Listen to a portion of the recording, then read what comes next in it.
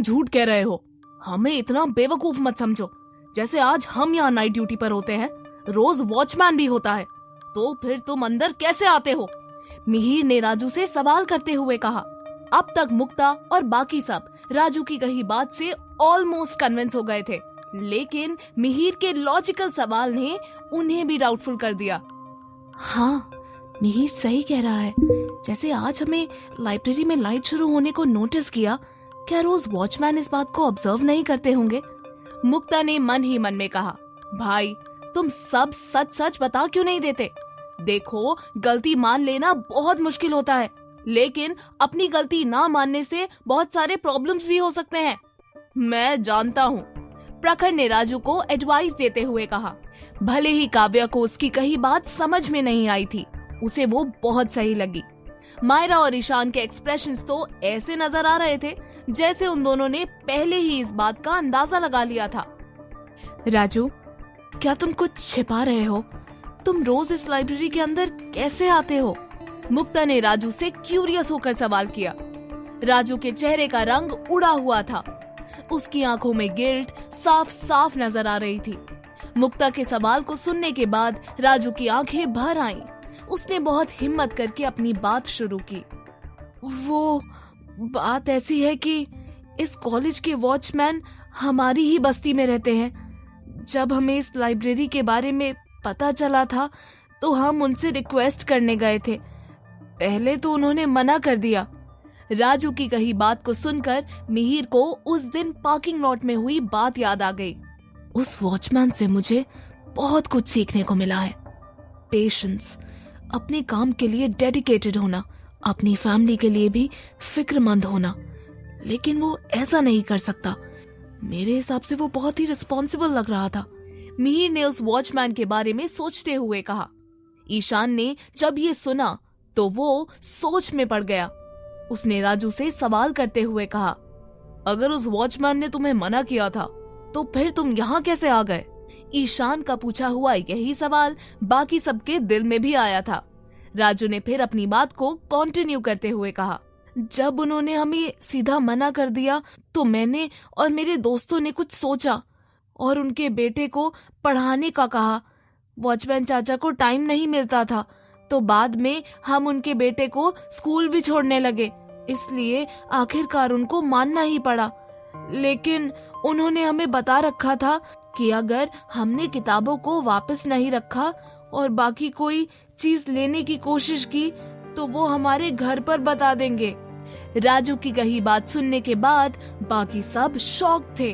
वो समझ ही नहीं पा रहे थे कि उन्हें इस बात पर कैसे रिएक्ट करना चाहिए। उसकी ये बात सुनकर मिहिर को याद आया कि उस दिन वॉचमैन अपने बेटे को स्कूल छोड़ने के लिए लेट हो गया था। आप प्लीज वॉचमैन चाचा को नौकरी से मत निकलवाना, हम यहाँ आना बंद कर देंगे। चाहे तो आप हमें पुलिस के पास रिपोर्ट कर दीजिए, लेकिन प्लीज वॉचमैन चाचा की शिकायत मत करना, उनका बेटा बहुत ही छोटा है। सबको राजू और वॉचमैन के अपने अपने मजबूरी के बारे में पता चला था। हर किसी की अपनी जरूरतें होती हैं। राजू को पढ़ना है, उस वॉचमैन को अपने बेटे को पढ़ाना है। हम सबको जो कुछ भी मिल रहा है, हमें उसकी कोई कीमत ही नहीं है। मुक्ता ने मन ही मन में कहा। उसके मन में एकदम से नरमी छा गई। अब जाकर उन सबको इस डिटेंशन के लिए थैंकफुल महसूस हो रहा था। हम सब इस पनिशमेंट को डिजर्व करते हैं। हमें कभी भी इस कॉलेज में सीख पाने के इतनी सारी फैसिलिटीज के लिए हम सब कितने लकी हैं। इस रियलाइजेशन होने के लिए हमें कितने दिन लग गए, लेकिन इस 6 डेज डिटेंशन ने हमें बहुत कुछ सिखाया है। ईशान ने मन ही मन में कहा। जब वो सब कुछ न कुछ सोच रहे थे, अचानक मिहिर ने कुछ कहा। राजू, क्या तुम यहाँ अकेले आए हो या फिर तुम्हारे साथ और कोई है? मिहिर ने राजू की तरफ देखकर ये सवाल किया था। मिहिर ने अपना ये सवाल बहुत ही बेरुखे अंदाज में किया था। उसके आखिरी वर्ड्स को सुनने के बाद राजू के साथ साथ बाकी सब भी घबरा गए। क्या मिहिर सच में राजू के खिलाफ कोई एक्शन लेने वाला है? भले ही राजू को ऐसे छिपकर यहाँ नहीं आना चाहिए था, लेकिन उसने कोई भी गलत काम नहीं किया है। वो तो ये सब पढ़ने के लिए ही कर रहा था। मुझे मिहिर से बात करनी चाहिए, मुक्ता ने मन ही मन में कहा। जब वो मिहिर से बात करने के लिए अपने कदम आगे बढ़ाने वाली थी, काव्या ने उसे रोक लिया। मुक्ता, मिहिर गुस्से में लग रहा है, सबके सामने उससे कुछ कहोगी तो वो नहीं मानेगा। तुम मिहिर के साथ बाद में अकेले में बात करना। काव्या की बात से मुक्ता भी इत्तेफाक रखती थी। मुक्ता ने हाँ में अपना सर हिलाया और अपनी जगह पर खड़ी हो गई। राजू ने कुछ सोचा और मिहिर के सवाल का जवाब देते हुए कहा, वो मेरे एक दो दोस्त भी आए हुए हैं, वो कॉलेज के मेन वॉल के बाहर खड़े हैं। उनकी कोई गलती नहीं है, मैंने खुद ही उन्हें अपने साथ आने को कहा था, उनकी शिकायत मत करना। अपनी ये बात कहते हुए राजू बहुत ही लाचार लग रहा था। अब वो इस बात को अच्छे से जान चुका था कि ये सब लोग उसे जरूर कॉलेज मैनेजमेंट के पास या फिर पुलिस के पास तो लेकर ही जाने वाले थे। मुक्ता, काव्या और प्रखर ये भी नहीं जानते थे कि मिहिर क्या करने वाला था। ईशान हमेशा की तरह काम था, तो मायरा को इस सब से कोई भी लेना देना नहीं था। उसने इस सिचुएशन के बारे में सोचते हुए कहा, मिहिर सही कह रहा है, हमें इस लड़के की कंप्लेन रायचंद अंकल से कर देनी चाहिए। अगर किसी सिंपैथी जोन में घुसकर हमने इस लड़के को जाने दिया तो क्या पता हमें एक और डिटेंशन से गुजरना पड़ सकता है। इन दिनों कॉलेज में हम सबकी जो बेइज्जती हो रही है, उसके बाद मैं और कोई प्रॉब्लम नहीं चाहती। इसलिए बेहतर होगा कि रायचंद अंकल और कमिटी ही डिसाइड करें कि इस लड़के के साथ क्या करना चाहिए। जब मायरा मिहिर के उन कहे डिसीजन को मन ही मन में अप्रिशिएट कर रही थी, मिहिर ने कुछ अलग ही बात कही, जिसे सुनने के बाद मायरा के होश ही उड़ गए थे। बाहर खड़े तुम्हारे दोस्तों को भी अंदर आने के लिए कहो, तुम सब यहाँ एक साथ बैठकर पढ़ सकते हो, मिहिर ने राजू से कहा। उसकी कही इस बात से सभी दंग रह गए थे। मुक्ता और काव्या तो अपने कानों पर यकीन नहीं कर पा रहे थे। क्या मिहिर राजू की कंप्लेन नहीं करने वाला है? काव्या ने एक्साइटेड होकर मुक्ता से सवाल किया, तो मुक्ता ने भी मुस्कुराकर हामी भर दी। प्रखर भी मिहिर के इस डिसीजन से बहुत खुश था। उसने आगे जाते हुए मिहिर के कंधे पर अपना हाथ रख दिया। राजू ने जब ये बात सुनी तो उसका चेहरा सरप्राइज लग रहा था। Thank you so much. आप नहीं जानते कि आप मुझ पर और मेरे दोस्तों पर कितना बड़ा एहसान कर रहे हैं, राजू ने मिहिर और बाकी सबकी तरफ देखते हुए कहा। अपनी ये बात कहते हुए राजू की आंखें नम हो गई थीं। मिहिर ने जब देखा कि उसके एक सेंटेंस से राजू कितना ग्रेटफुल फील कर रहा था, तो वो भी इमोशनल हो गया। मिहिर ने राजू के पास जाते हुए कहा, तुम्हें मुझे थैंक यू कहने की कोई जरूरत नहीं है राजू, अब से तुम हम सबके दोस्त हो। तुम्हें पढ़ाई में कोई भी प्रॉब्लम आए, कोई बुक चाहिए हो या फिर किसी कॉलेज में एडमिशन लेना हो, तुम बिना किसी झिझक के हमसे आकर कह सकते हो। हम तुम्हारी मदद करने की पूरी कोशिश करेंगे। मिहिर के इन वर्ड से मुक्ता और बाकी सब भी अग्री करते थे। राजू ने सबकी तरफ देखते हुए कहा, आप सब इतना कह रहे हैं, मेरे लिए इतना ही बहुत है। मैं आप सबकी इस मदद को कभी भूल नहीं पाऊंगा। राजू की इस बात के बाद मुक्ता और काव्या उसके साथ बातें करने लगे। ईशान और प्रखर आपस में बातें करने लगे। जब मिहिर भी मुक्ता को ज्वाइन करने जा रहा था, मायरा ने उसे रोकते हुए कहा, मिहिर, मुझे तुमसे बात करनी है, अकेले में। मायरा की कही ये बात सुनकर मिहिर ने ज्यादा कुछ सोचे बिना ही उसे एक दूसरी तरफ चलने का इशारा किया। जब मायरा ने देखा कि जहां वो दोनों खड़े थे वहां से कोई उन्हें सुन नहीं पाता, वो रुक गई। मायरा ने एक गहरी सांस ली और धीमी आवाज में मिहिर से सवाल करते हुए कहा, मिहिर, क्या सच में तुम एक नई प्रॉब्लम को गले लगाने के लिए रेडी हो? क्या तुमने इस बारे में सोचा है कि अगर रायचंद अंकल को इस बारे में पता चला तो क्या होगा? मिहिर से ये सारे सवाल करते हुए मायरा बहुत ही डेस्परेट लग रही थी। जिस तरह के एक्सप्रेशंस मायरा के चेहरे पर नजर आ रहे थे, उसके लिए ये समझना मुश्किल नहीं था कि मायरा राजू की हेल्प करने के अगेंस्ट थी। मिहिर ने कुछ सोचा और मायरा से सवाल करते हुए कहा, क्या तुम अपने आप को उसकी जगह पर रखकर सोच नहीं सकती? उसके पास एजुकेशन लेने के लिए रिसोर्सेज नहीं है, और अगर हम किसी की अच्छाई से मदद कर रहे हैं तो इसमें गलत ही क्या है? मिहिर की कही बात लॉजिकल थी, लेकिन मायरा इस सब से बिल्कुल भी अग्री नहीं करती थी।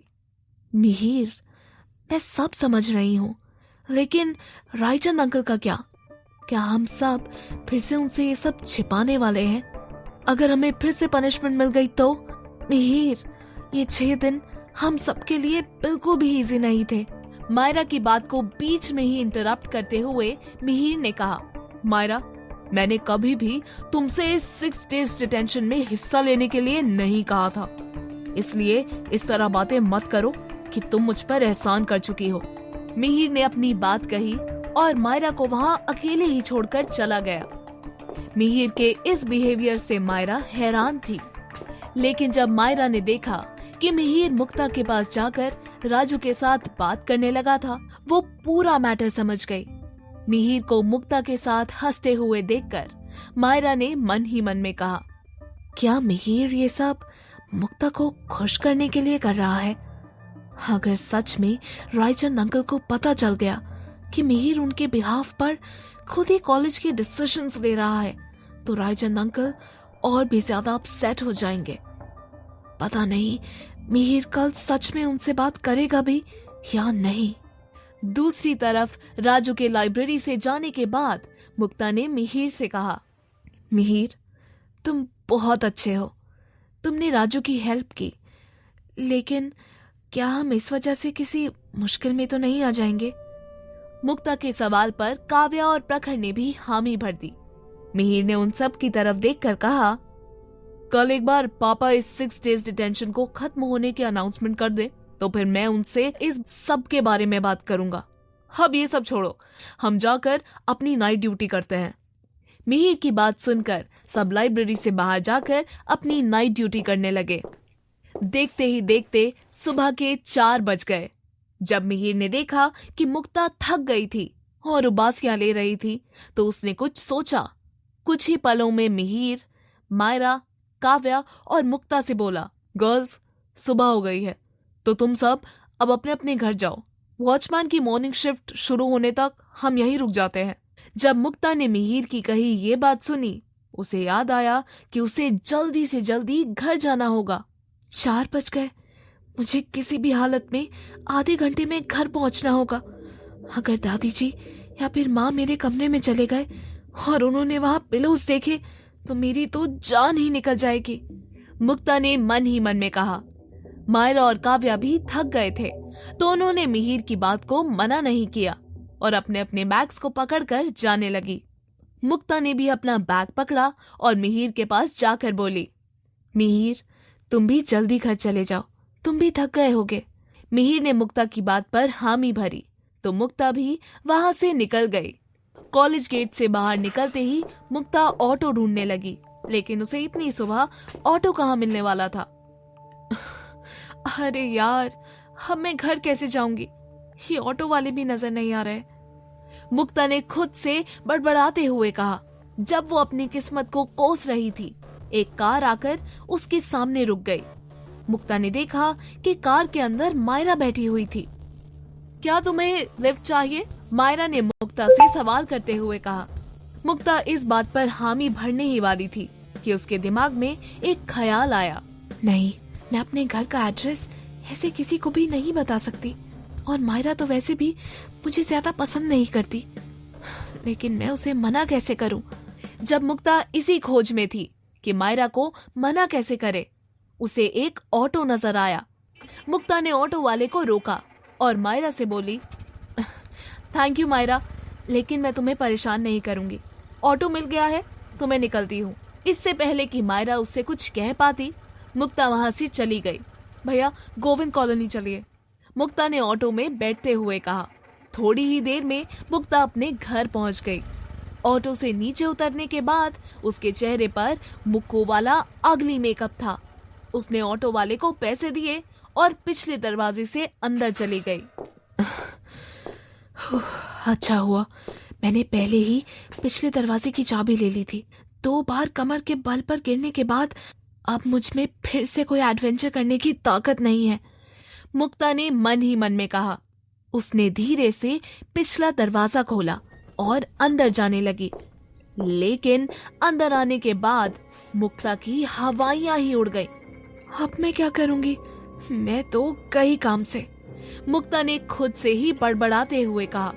ऐसा क्या हुआ था कि मुक्ता के होश उड़ गए थे? क्या वो पकड़ी गई थी? अब मुक्ता क्या करने वाली थी? जानने के लिए सुनते रहिए परम सुंदरी, सिर्फ पॉकेट एफएम पर।